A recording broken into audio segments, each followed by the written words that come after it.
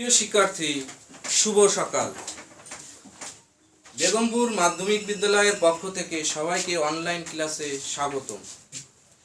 আমি মোহাম্মদ আব্দুল আলিম, সহকারী শিক্ষক গণিত, বেগমপুর মাধ্যমিক বিদ্যালয়, বেগমপুর, কেশবপুর, যশোর। আজকে আমি এসেছি নবম দশম শ্রেণীর রসায়ন বিজ্ঞানের একটা গুরুত্বপূর্ণ পাঠ, অতি সহজ একটি পাঠ, যে জারণ সংখ্যা নির্ণয় পদ্ধতিটা, কিভাবে একটা যৌগের জারণ সংখ্যা নির্ণয় করতে হয়। জারণ সংখ্যা জিনিসটা কি, জারণ সংখ্যা বলতে কি বুঝি, আর কিভাবে একটা যৌগের যে কোনো মৌলের জারণ সংখ্যা নির্ণয় করতে হয়, এই সিস্টেমটা আমি তোমাদের দেখাবো। তোমরা মনোযোগ সহকারে দেখো, বোঝার চেষ্টা করো যে কিভাবে আমি কোনো যৌগে অবস্থিত মৌলের সমূহের জারণ সংখ্যা নির্ণয় করি। অনেক শিক্ষার্থীরা আমাকে ফোন করে বলে, স্যার জারণ সংখ্যা নির্ণয় সিস্টেমটা বুঝতে পারছি না, আপনি একটু জারণ সংখ্যা নির্ণয়ের সিস্টেমটা একটু ভিডিও করে পাঠান, আমরা দেখে উপকৃত হব। আসলে আমি গণিতের শিক্ষক, রসায়ন বিজ্ঞান পড়ানো আমার সাজে না, তারপরেও মাধ্যমিক সেক্টরে একজন গণিত শিক্ষকের সব ধরনের ক্লাস নেওয়া লাগে। আমি আর বিদ্যালয়ের রসায়ন বিজ্ঞান, পদার্থ বিজ্ঞান, জীববিজ্ঞান, গণিত সবগুলোই ক্লাস আমার নেওয়া লাগে। এই খাতিরে রসায়ন বিজ্ঞানের ক্লাস নেওয়ার যে দুঃসাহস প্রকাশ করছি, সবার কাছে আমি ক্ষমা চেয়ে নিচ্ছি। যদি ভুল হয়ে যায় তো অবশ্যই ক্ষমা করবেন, ক্ষমা সুন্দর দৃষ্টিতে দেখবেন। আমি যতটুকু বুঝি ততটুকু বোঝানোর চেষ্টা করছি আর কি।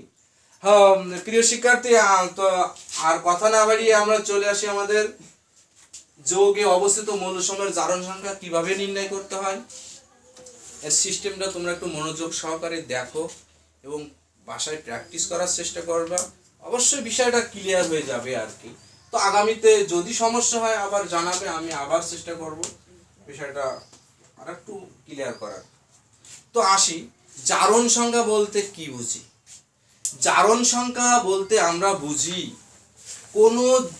কোনো অণু বা যৌগমূলকের মধ্যে যে অবস্থিত পরমাণু সমূহের ইলেকট্রন ছেড়ে দেওয়ার যে একটা প্রবণতা, ইলেকট্রন ছেড়ে দেওয়ার যে প্রবণতা কাজ করে, এই যে ইলেকট্রন ছেড়ে দেওয়ার যে সংখ্যা, এগুলোই মূলত জারণ সংখ্যা বলে। একটা যৌগে বা একটা অণুতে বা একটা যৌগমূলকের মধ্যে যে অবস্থিত পরমাণু সমূহ রাসায়নিক বিক্রিয়াকালে কেউ ইলেকট্রন ছেড়ে দেয়, আবার কেউ ইলেকট্রন গ্রহণও করে। এই যে কত সংখ্যক ইলেকট্রন ছাড়ছে, কত সংখ্যক ইলেকট্রন গ্রহণ করছে, এই পরিমাণটা, এই সংখ্যাটাকেই আমরা জারণ সংখ্যা হিসাবে অভিহিত করি, আর এটাকেই জারণ সংখ্যা বলে। তো আমরা এখন প্র্যাকটিক্যালি আসব যে কোনো যৌগের বা যে কোনো অণু বা যৌগমূলকের জারণ সংখ্যা কিভাবে নির্ণয় করতে হয়। ছোট্ট একটি পাঠ, একটু মনোযোগ দাও, আশা করা যায় বিষয়টা ক্লিয়ার হবে। ও তার আগে বলে নি, আমি কি সংখ্যাটা ক্লিয়ার করতে পারলাম? আমি আরো আরেকবার বলি, কোনো অণু বা যৌগমূলকের মধ্যে পরমাণু সমূহের কোনোটি ইলেকট্রন ছেড়ে দেয়, আবার কোনোটি ইলেকট্রন গ্রহণ করে। এই যত সংখ্যক ইলেকট্রন ছেড়ে দেয় বা গ্রহণ করে, এই সংখ্যাকেই জারণ সংখ্যা বলে। বারবার শুনবে, বারবার শুনে বোঝার চেষ্টা করবে এবং জিনিসটা মনে রাখার চেষ্টা করবে। তো আসি আমরা প্র্যাকটিক্যালি জারণ সংখ্যা কিভাবে নির্ণয় করতে হয়। দেখো,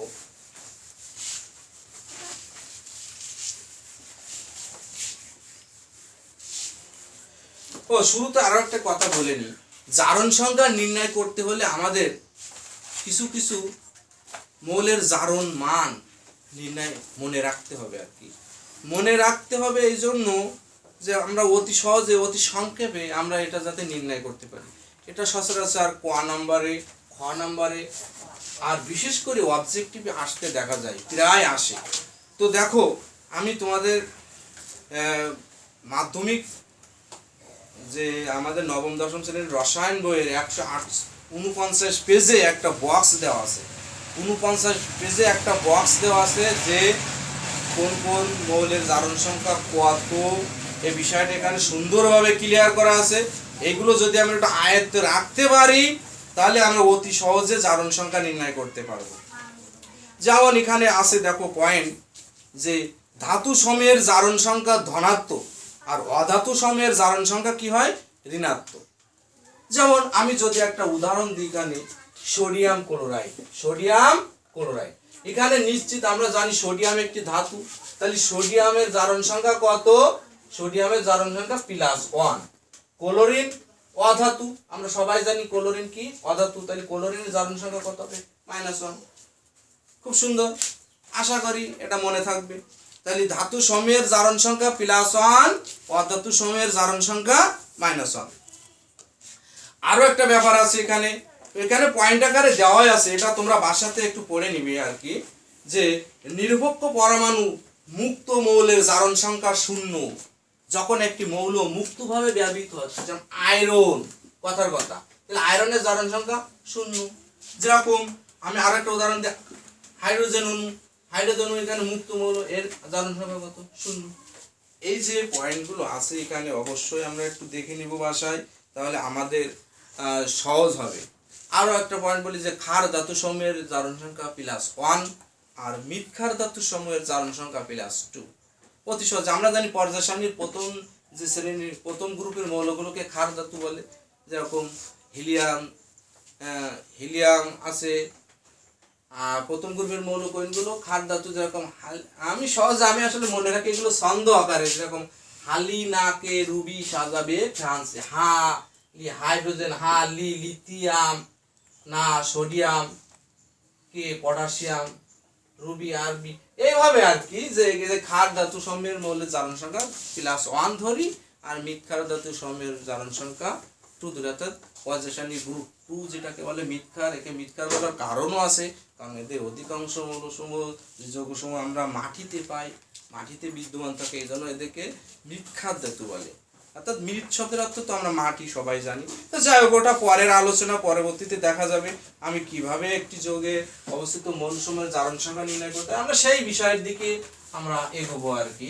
তো দেখো আমি এখানে বোর্ডে আগের থেকে কয়েকটি অণু সংকেত আমি এখানে লিখে রেখেছি। কয়েকটি দেখো যৌগের সংকেত, যেরকম আমি দিচ্ছি ম্যাঙ্গানিজ ডাইঅক্সাইড, সালফিউরিক অ্যাসিড আর পটাশিয়াম ডাইক্রোমেট। এখানে 3টি সংকেত আমি লিখছি আর কি।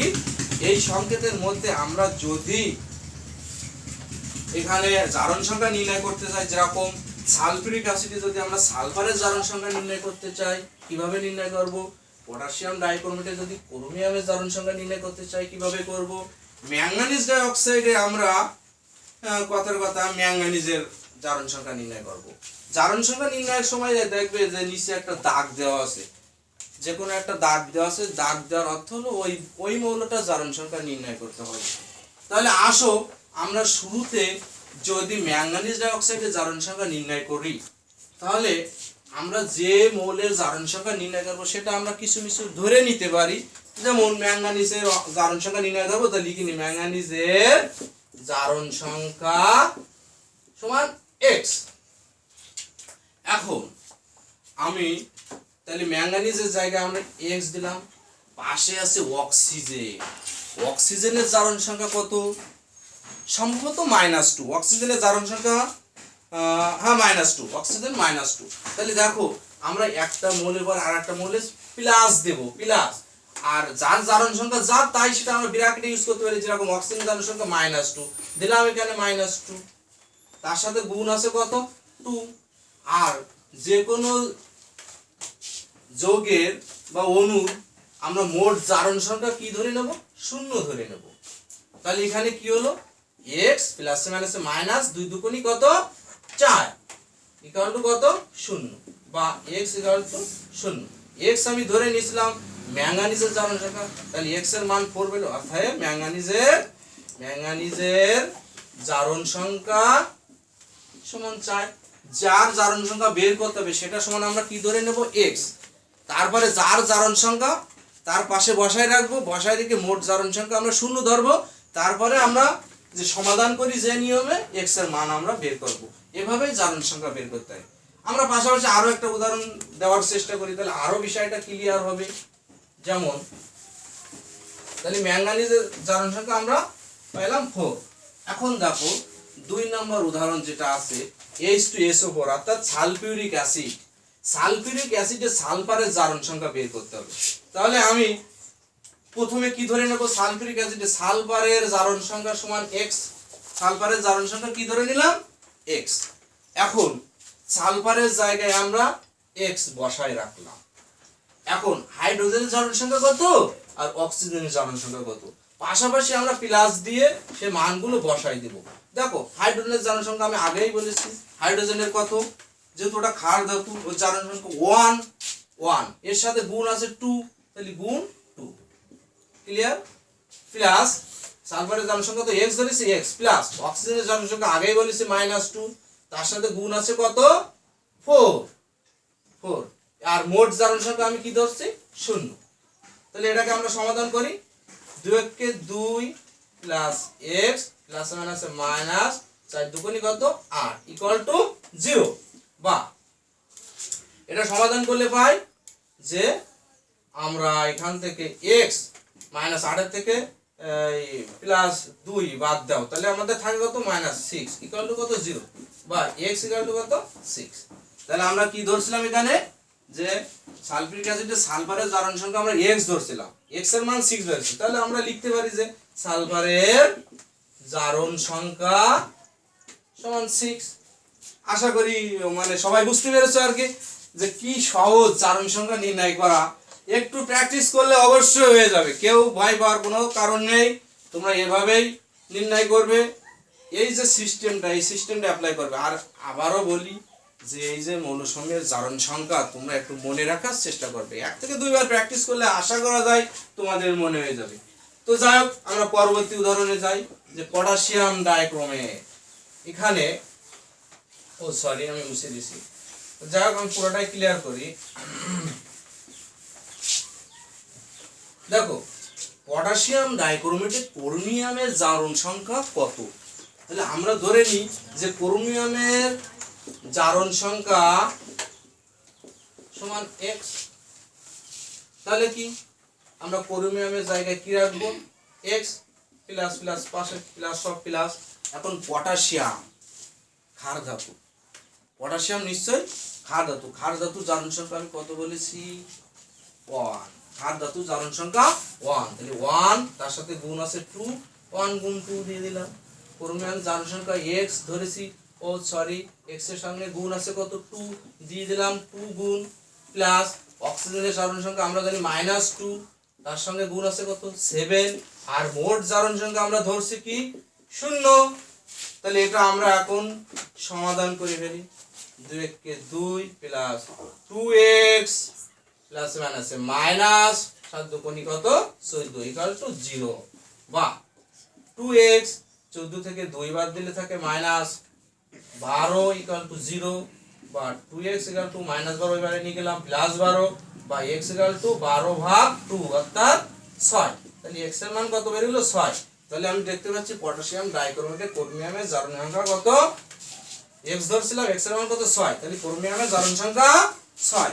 আমি লিখে দিতে পারি ক্রোমিয়ামের জারণ সংখ্যা সমান 6। কত সহজ। আশা করি আমি যে উদাহরণগুলো এখানে দেখাইছি অবশ্যই তোমরা বুঝতে পেরেছো। এর আলোকে দেখো আমার কেমিস্ট্রি বইয়ের এখানে কিছু কাজ দেওয়া আছে, একক কাজ। এই কাজগুলো তোমরা বারবার প্র্যাকটিস করো, এই নিয়মে প্র্যাকটিস করো, দেখবে হয়ে যাবে। তোমার বাসায় প্র্যাকটিস করো, যদি বুঝতে অসুবিধা হয় তাহলে আমি পরবর্তীতে আবার আমার জানাবে কমেন্টে, আমি চেষ্টা করব এটা বুঝাই দেওয়ার। তো আমি আবারও বলি যে এখানে জারণ সংখ্যা নির্ণয়ের ক্ষেত্রে যে মৌলসমূহের প্রত্যেকটি স্বতন্ত্র যে জারণ মান, এগুলো তোমরা বারবার মনে রাখার চেষ্টা করবে। আর আমার এই ক্লাস যদি বুঝতে অসুবিধা হয় তাহলে কমেন্টে জানাবে, আমি পরবর্তীতে আবার বোঝানোর চেষ্টা করব। আর আমার কথার ভিতরে ইংলিশ বাংলা অর্থাৎ বাংলিশ যেটাকে বলে, এবার এরকম একটা মিক্সড হয়ে গেছে, কোনো কোনো সংখ্যা ইংরেজিতে, কোনো কোনো সংখ্যা বাংলায় উচ্চারণ হয়েছে, এর জন্য আমি সরি। আসলে এটা হয়, এটা অভ্যাসে পরিণত হয়ে গেছে।